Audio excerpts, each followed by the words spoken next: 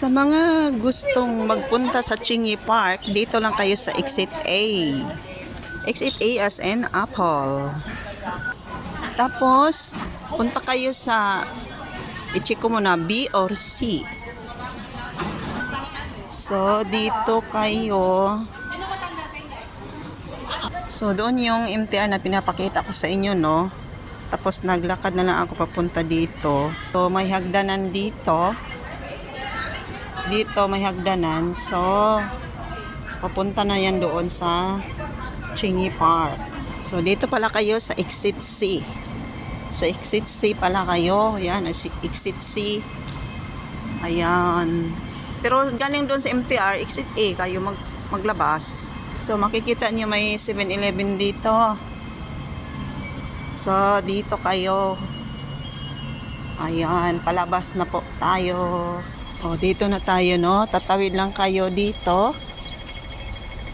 Green na. Tawid lang kayo dito. So, nakikita nyo may bridge doon. Yung bridge dyan, pwede kayo, galing doon sa Exit A, mag-ikot kayo, punta kayo doon sa may tumli, tapos, diretso na kayo doon, may hagdanan.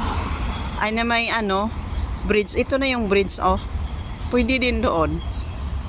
Ito na po, dito kayo papasok sa papuntang Chingy Park. One of the most beautiful view dito.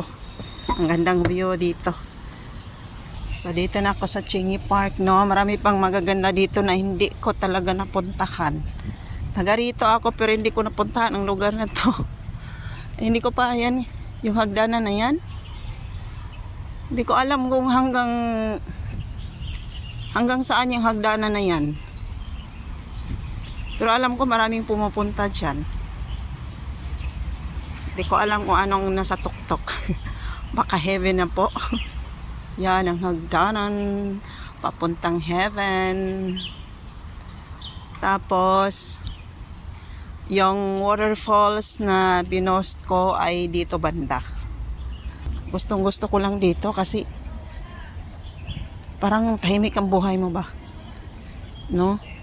Mga boses ng ibon, mga tanim, mga kahoy, malamig ang dito kasi puro kahoy. So relax ang pag-iisip mo, relax. So dito parang may gate dito, no? Siguro may time na saraduan to, isasara. Tapos sige, maglakad lang kayo papunta doon. So makikita nyo doon ang waterfalls. Ayan. Alam niyo mga taga rito, mahilig talaga yan sa lakad-lakad. No, exercise. So may doon papunta sa right side. So dito kayo sa left side. Sa left side kayo dito kung gusto niyo pupunta sa waterfalls. Yan, ito na yun. So, may water lily dito na banda, pero ang waterfalls ay nandoon sa kabila. Ayan, makikita naman dito. So, nandito na po. Nakaabot na po ako dito sa waterfalls. Ayan. So, sa mga gustong mag-relax ang mind, punta lang kayo dito. Ayan. Oh, diba? Oh. Ayan.